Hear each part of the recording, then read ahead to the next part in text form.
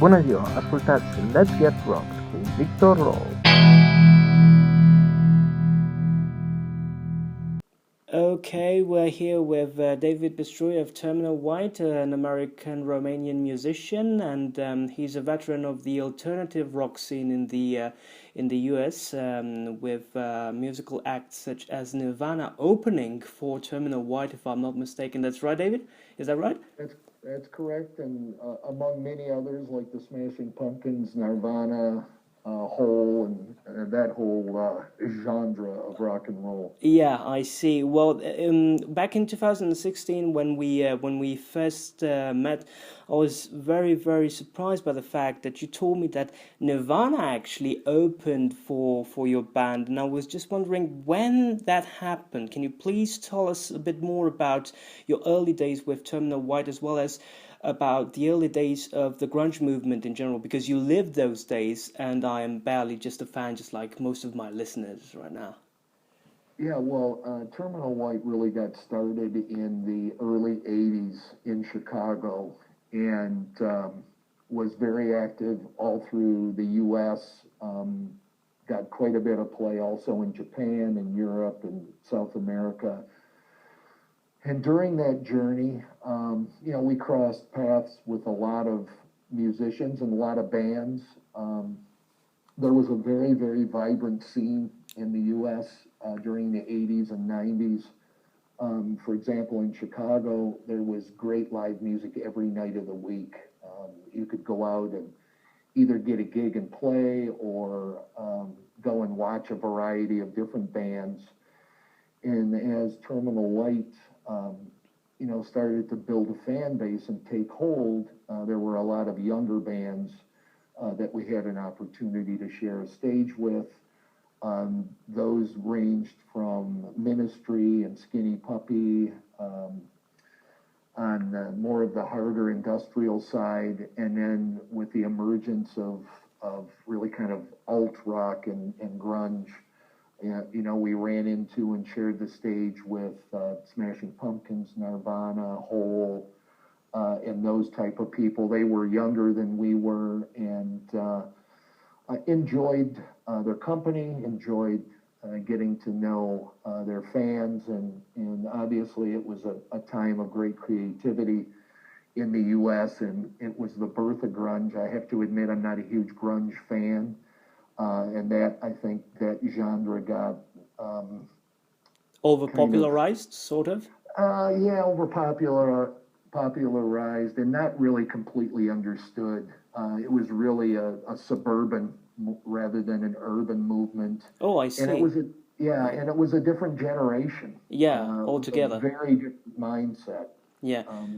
You were mentioning the fact that you've just mentioned the fact that it was a suburban movement, but most of the grunge movement was actually rooted in Seattle, in Washington. Now, how does that actually, get in the bigger picture as being a suburban movement? Were those youngsters of the grunge movement actually rooted in the outskirts of Seattle and some of the other cities on the west coast of the U.S., or what? Well, you had to go to the cities to get the good gigs and play in front of a lot of people. Yeah. So, a lot of folks were raised in the suburbs and gravitated towards the city with a desire to, connect with more people, play hipper gigs. So that's the connection to the city. And, in Seattle at that time was kind of the birthplace of that movement. And not unlike the industrial movement that largely came out of Chicago and Brussels and the Germanic countries. It was a movement that connected with that generation, and it expanded out of the Pacific Northwest into other areas. Mm-hmm. And, I think probably the rest of the story. Yeah, absolutely. As a long-time grunge fan, I can actually say with utmost certainty that I know most of the story regarding most of the mainstream grunge bands out there. So yeah, they've actually made a huge name for themselves here in mainland Europe as well, not only in the US. Well, what a lot of people don't realize is there's many people in the rock and roll world that think that grunge was really the beginning of the end of rock and roll, when there were a number of records that came out the same week. Mm-hmm. Nirvana, Red Hot Chili Peppers, I think maybe Pearl the Jam. Pumpkins had Yeah, Pearl Jam, Alice in Chains as well. Alice in Chains are my top favorites, actually. Right. Good And choice. those records all came out the same week, and there's been many journalists, including people that wrote for Rolling Stone, that said that, that was a seminal point in the decline of rock and roll. And I'll actually pass with Rolling Stone, excuse me for actually interrupting you, but I don't think that Rolling Stone is the top-notch, musical publication that can actually talk about authentic, the authenticity or the authenticity and the top-notch journalist standards do not actually bid that well with Rolling Stone, so to put it, and they don't have that much legitimacy to talk about the future of rock music in general. They've been very controversial throughout the passing of time, among others for making those tops with 500 plus songs, all-time greatest rock songs. People who read this magazine decided that, okay, this is not actually what we want, despite the fact that we've actually voted.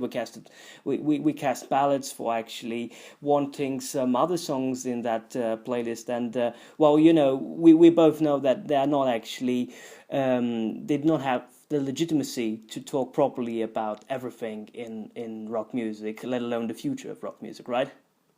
Oh, I think Rolling Stone's rubbish. I don't read it. Yeah. Long story short, you summarized the whole story quite right. I think they're actually kind of low standard in terms of journalism. So you're right. But do go on. Please tell us the rest of your previous main idea. Well, there was the whole music scene has changed dramatically since we started in the early and mid '80s, and there was a great run through the '80s and the '90s and even into the early 2000s. But the consumption of rock music by the fans and the embracing of rock music has changed a lot. I don't think for the better, to be honest with you. And then when COVID struck, I mean, it's really a catastrophe for live music, particularly for everyone, but all the more for live music as well. Yeah, definitely. Yeah, I mean, we would love to be doing gigs, and I've moved out to Phoenix, Arizona, and I've got a full band out here, but because of the COVID, there really hasn't been an opportunity to gig out, and not quite certain when there will be. It's starting to get better. And I had intended to come to Europe, back to Romania, to do some shows the last 2 summers, and obviously that didn't happen. So I'm hopeful and trying to be optimistic that there are better days ahead. Yeah. And miss the opportunity to be in Romania and spend time with your buddies there. Yeah, well, that's very good to know, actually, and it's I can actually feel a lot of love that you have for your ancestral roots, right? Because you said the fact that your family moved from Arad, right? From Romania to, well, it wasn't Romania back then, it was Austria-Hungary, to the US, but it was an ethnic Romanian family, and they moved to Illinois, right? To Chicago in the Midwestern United States of America, am I right? Well, actually, Detroit first. Detroit, okay. Yeah. Straight to Detroit without any other stops here and there on the East Coast? Well, New York City to get off the boat. Yeah, absolutely, of course. No, there's a lot of Pistruis in the U.S. There was. So this is how it happened. We're from Banat, actually from Bebaveke, which is a tiny village on the border. Yes, exactly, yeah. And Pistrui is Romanian for freckle. Yeah, right, exactly. Yeah. So what happened was, back in those days, there was a need for people to immigrate to the United States, and there were people that went to agricultural fairs. Mm-hmm. And so in Banat, there was a person at an agricultural fair that was selling tickets to go to America, I and see. several of my relatives bought tickets beginning in the early 1900s, 1907, right around the 1907 peasant revolt in Romania, and they began to immigrate and went to France, and then from France to the U.S., and then some went to Italy, and then from Italy to the U.S. But we never lost our love and Consideration for your home country, exactly. Yeah, right. that's great to actually know. Yeah. Yeah, and I traveled to Romania as a young boy, and so I got to experience Romania from many different perspectives And many time periods as well. and many time With periods. swings And of political regimes and different yes, socio-economic perspectives, right? Socio-economic downturns and then upturns, so to put it. absolutely. Yeah. And I saw many different dimensions of Romanian history.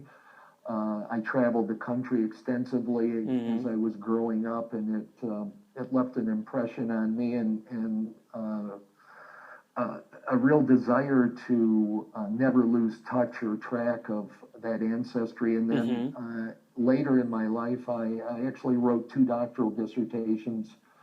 One with the University of Bucharest in the sociology department, and then one with the University Autónoma de Barcelona in Spain. And both of the research dissertations were based upon the reemergence of private enterprise entrepreneurship in Romania immediately after the fall of Ceausescu. So just fascinated by it all, and then the explosion of popular culture. Yeah, absolutely. And, Throughout the early 1990s. oh yeah, it was a once in a lifetime opportunity, and just a crazy time in the country. Yeah, especially for the natives. Now that you're actually sort of you're an American citizen, and someone who just traveled the country. It was, I suppose, easier for you to get to know the country from a different angle, from a different perspective. But it was tremendously crazy as a native to live here back in the 1990s. It was very dangerous as well. After the fall of Ceausescu in 1989, we've had a sort of a hybrid communist regime, and then we slowly but steadily relearned democracy, and was still sort of still learning it, because we are a flawed democracy, and this is well known, but it can be worse. I mean, there are a lot of other countries neighboring us which have it far worse than we do currently, and which had it far worse than we did.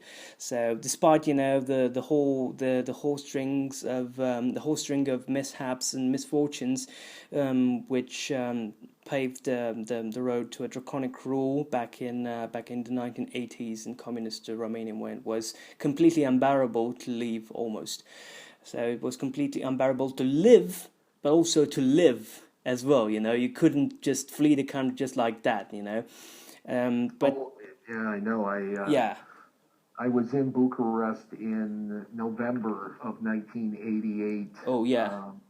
So yeah, I can empathize and have a real respect for how people persevered through those dark days.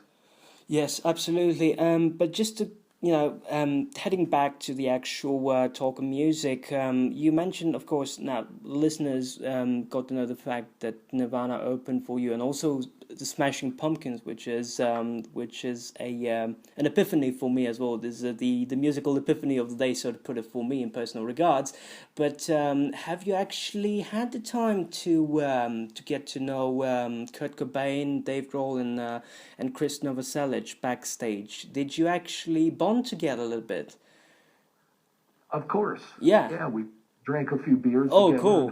hung out, and told stories and laughed, and the whole rock and roll dream, so to speak. And how did you perceive Nirvana's frontman Kurt Cobain? Did you actually like him? Was he an okay guy according to your personal set of values and? Absolutely. Okay. Yeah. So he was Had a good, downright dull, down to earth, not not such a very dangerous guy to hang out with, right? just like any other Human singer in being. a rock Yeah. band. Okay. Yeah. Yeah. Or Yeah. singer in rock. Yeah. Right. What did you think about Dave Grohl and then Chris Novoselic on the other hand? They were good guys too. I think I probably like Chris more than, out of the three of them, probably Chris and I connected the best. But when you're doing shows and you're hanging around and you're seeing those people on a regular basis, you're just part of a group that have a passion for music and creativity, and you share things, little tricks with equipment Mm-hmm. and the secrets of recording and who you're Yeah. working with, Yeah. and Alternate tunings it. possibly as well on guitar because the guitar is the central instrument perhaps in rock music, right? The Oh, electric one. absolutely. Yeah, Yeah. absolutely. Right. So, that being said, have you actually had the possibility to meet Pearl Jam or Eddie Vedder? Eddie Vedder, the frontman of Pearl Jam. Have you had any connections with him throughout your touring days with Terminal White? Oh, absolutely. Oh, I that's mean, very cool. And I'm more interested in your relationship, your musical relationship with Eddie Vedder, so to put it, because I've always been more of a Pearl Jam fan than a Nirvana fan, but that's just a matter of taste, ultimately. well, there's big Chicago connection there, north side of Chicago. Yeah. People went to the same clubs, they saw Mm-hmm. the same bands. I mean, there was a real scene in Chicago Yeah. for decades. It's still there, but not nowhere near what it was. And that was just a time of great creativity. And when you're in it, you don't think that much of it because everybody's got the same aspirations and ambitions. Mm-hmm. And back at that time, people really looked out for each other and tried to help each other. So Very there much was, unlike the times we actually live in right now, right? right, just the opposite. There was a lot Worldwide, of, worldwide, there's no yeah, sort of right, exception yeah, whatsoever, or at least yeah. on the surface, it seems that there's no sort of exception. Well, there was a lot of collegiality. People borrowed each other's equipment. Mm. People shared practice spaces.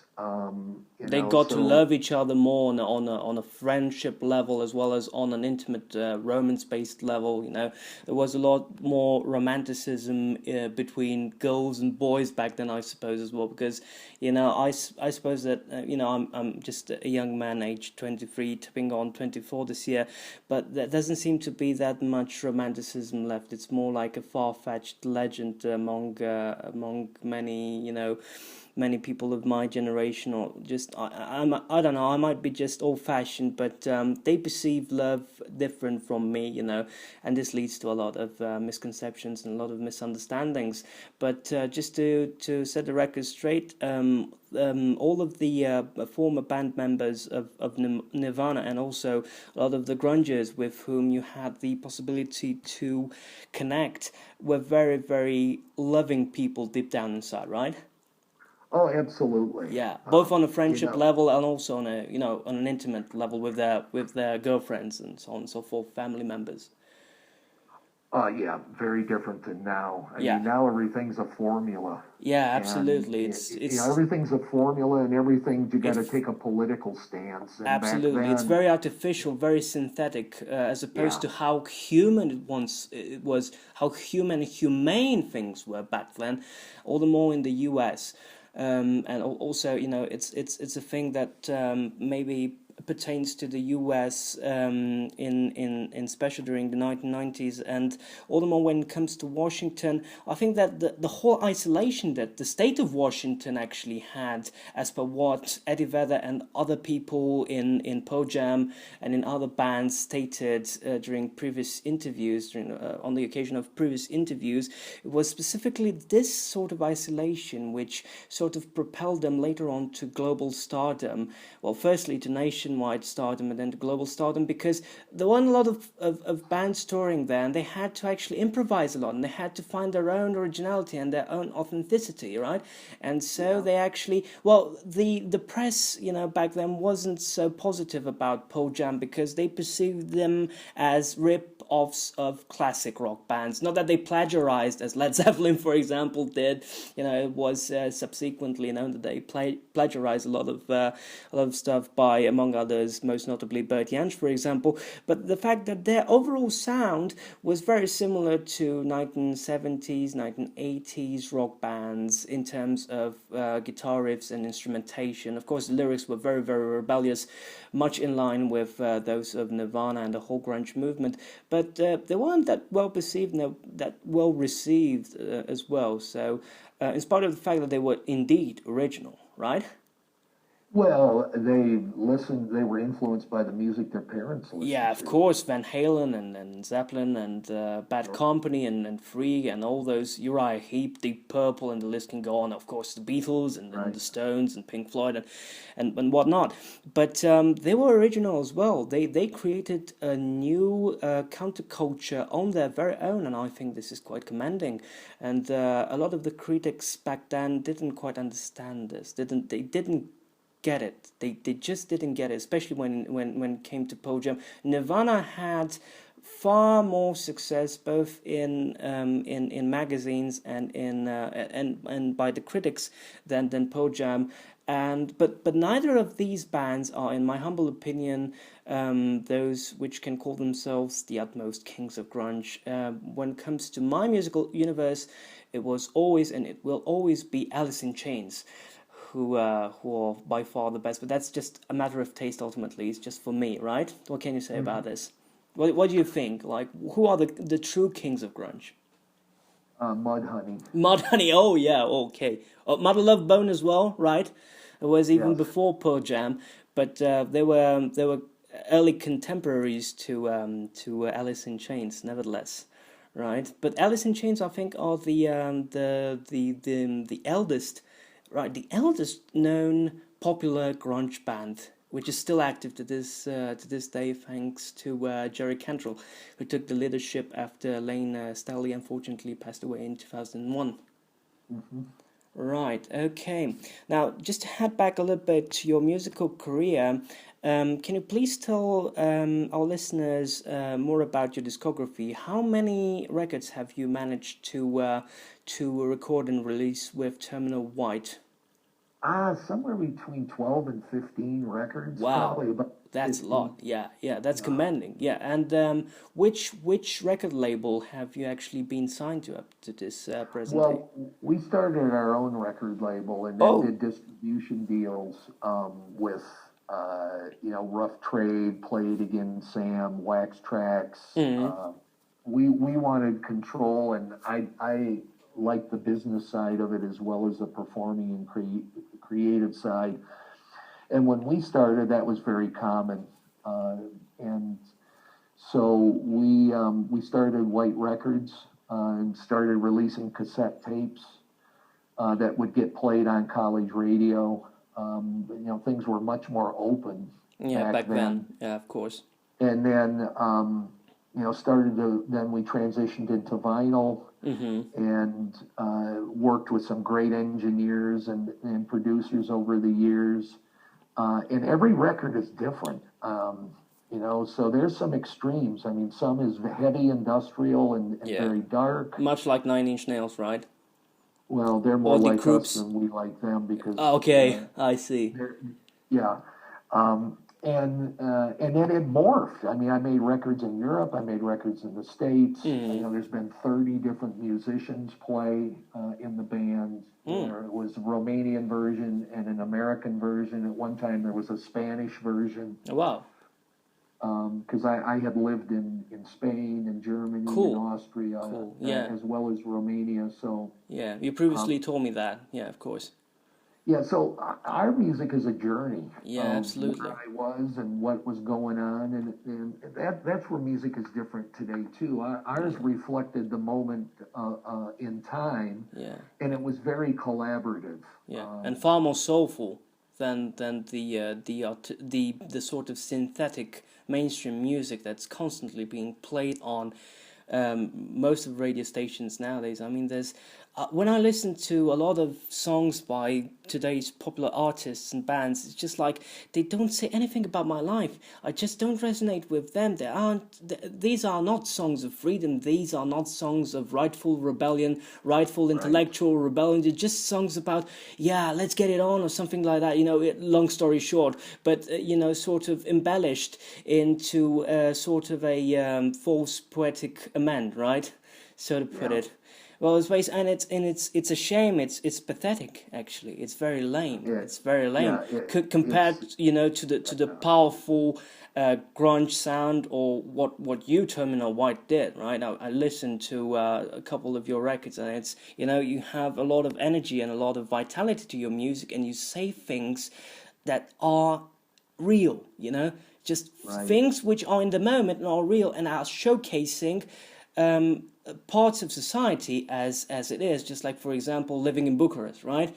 It's just, and also, this cultural bridge between the US and Romania, and this is highly reflected in your music, especially in the latest Terminal White records. And I am the proud owner of a personal signed, autograph signed record, an LP by you.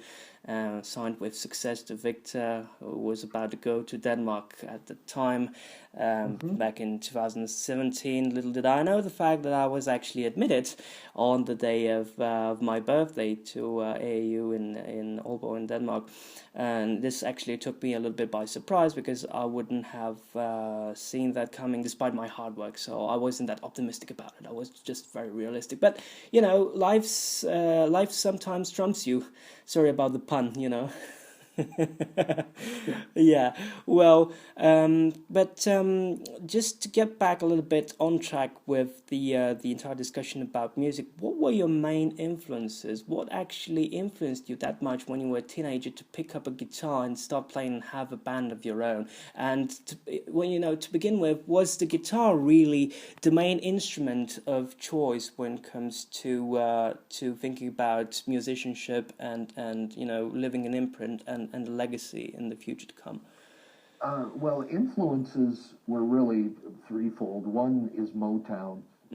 Growing up in Detroit is the Motown sound. You don't have much of a choice, right? Other than Motown, sort of.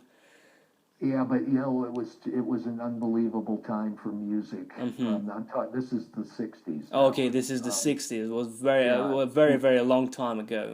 We're talking about the roots of American counterculture here. Right. Yeah. So all the Motown music, and then the original punk music that came out of Detroit. One decade later, in the Wheels, the MC5, Iggy and the Stooges. Oh yeah, Iggy Pop. So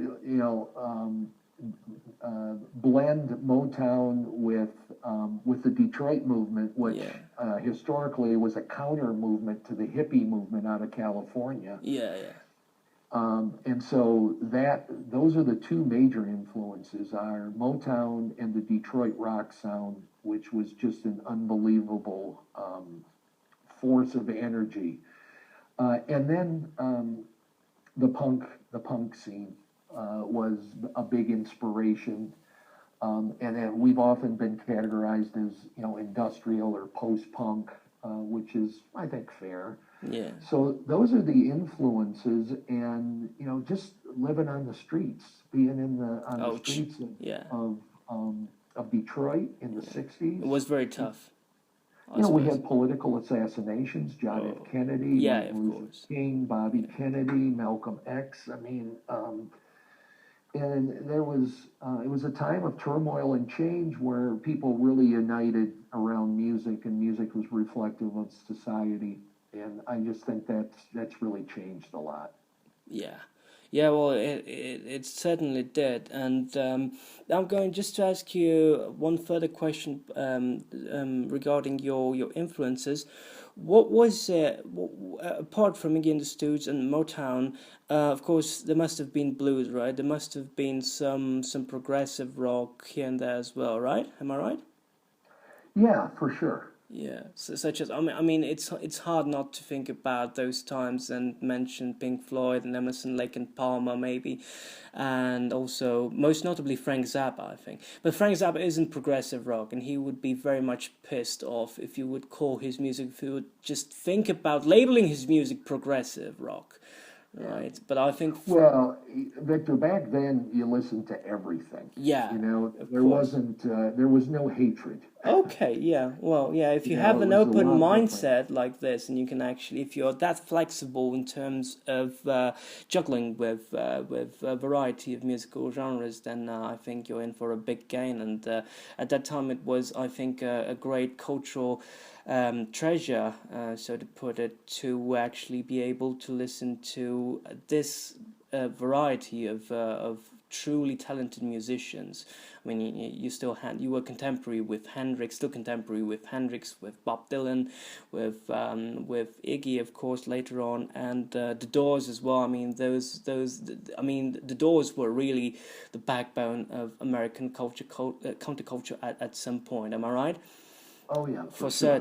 certain, yeah, yeah, And then when I went to university yeah, in the 70s yeah. and got together with new people who brought new music, Yeah, and you know, there wasn't the internet, there wasn't mobile phones, absolutely. and people spent a lot more time socially. Yeah, And you know, you listen to albums, yeah. and it was a On a much more. Walkman later on, but back then you were listening to the albums on pickups if you were that lucky to have vinyls, to have vinyl Oh, records. there was. This is way before the Walkman. Okay, So yeah, yeah, of course, yeah.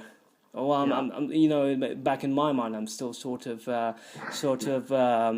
you know, stuck in the early 1990s along with the grunge movement. But I didn't live those times. It was just I had and I still have a Walkman from the days my mother was a teenager, so I can Right. imagine, right? And I still have Yeah. a pickup as well from back in the day when my mother was just a toddler. So that's two pluses, right? Two musical pluses that I have, two great bygone gadgets, so to put it, musical gadgets.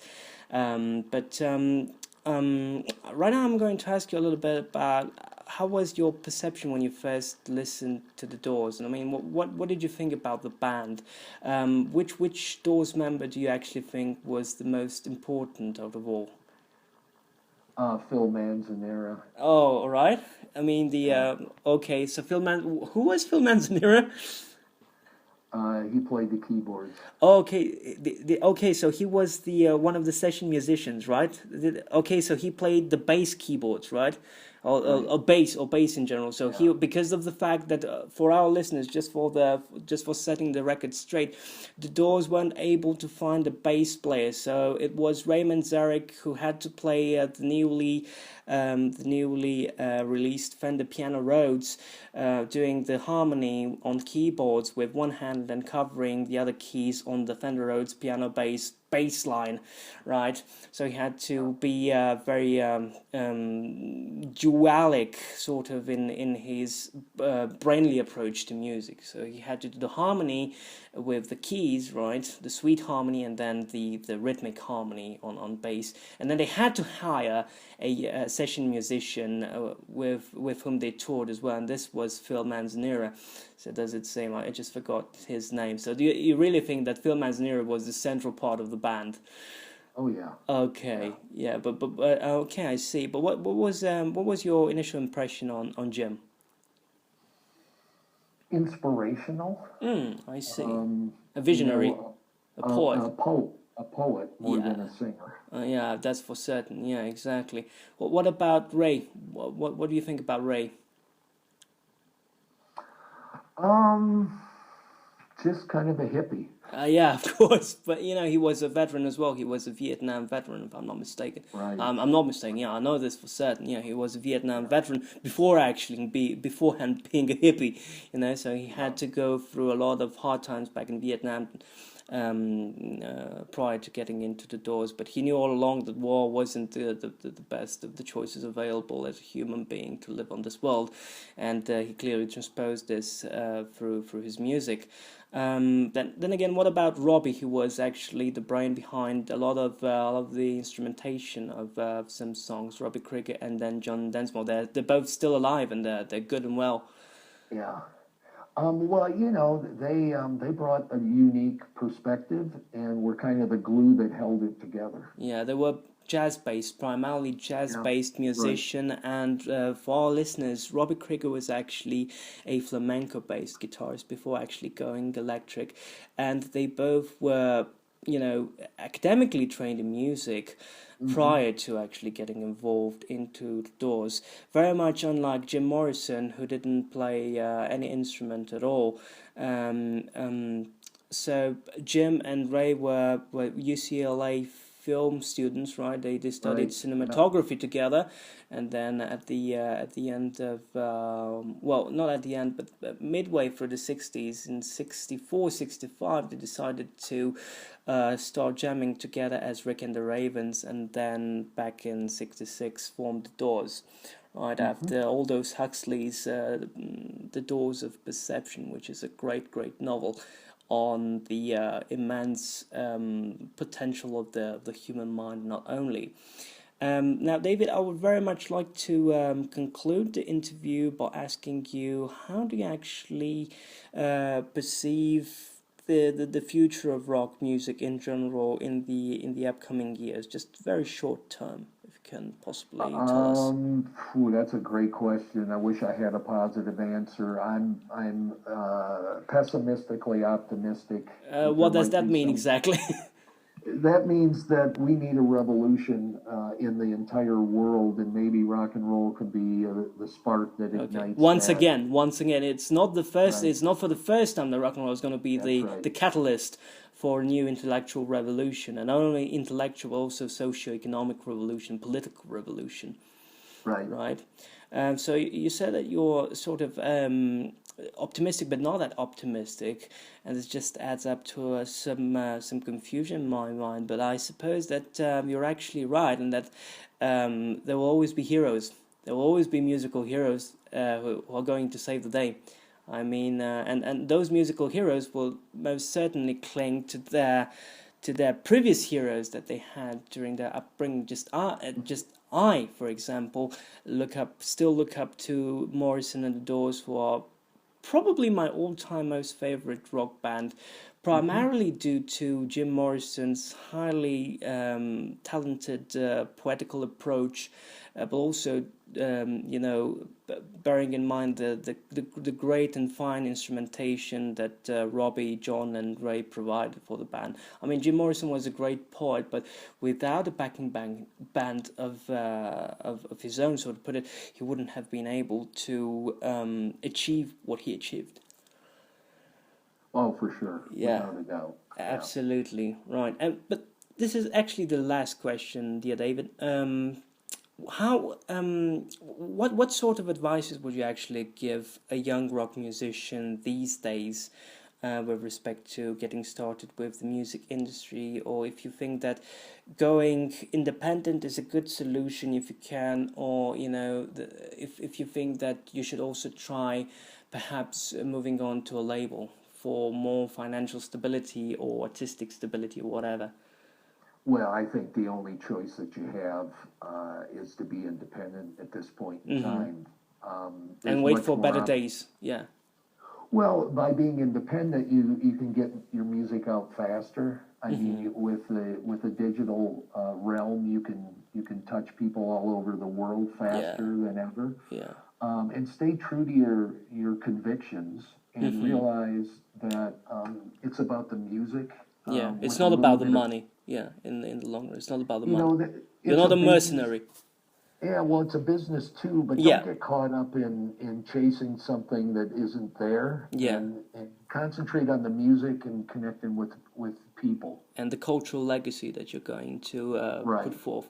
Well, Ray Manzarek once said that you're not doing music for immortality, you're just doing music for feeling alive on planet Earth. And I quote, "Wow, it's this beautiful, end quote, you know, just like in his very wise hippie way of saying things, just like, wow, this is so beautiful. And it was a very, very beautiful discussion that we've had with David Pistrui, frontman of Terminal White, American Romanian musician, and I thank you very much for being with us on Let's Get Rocked here on Radio USV. Thank you very much, David. My pleasure. Thank you, Victor.